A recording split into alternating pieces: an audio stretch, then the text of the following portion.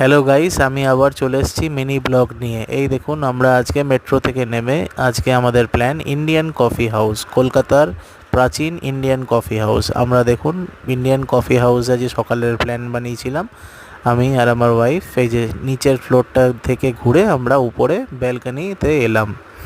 ব্যালকনির দৃশ্যটা দেখুন, খুবই অসাধারণ দৃশ্য। আমরা ব্যালকনি থেকে এবারে নিচের দৃশ্যটাও দেখব। নিচের দৃশ্যটা দেখুন, খুবই অসাধারণ দৃশ্য।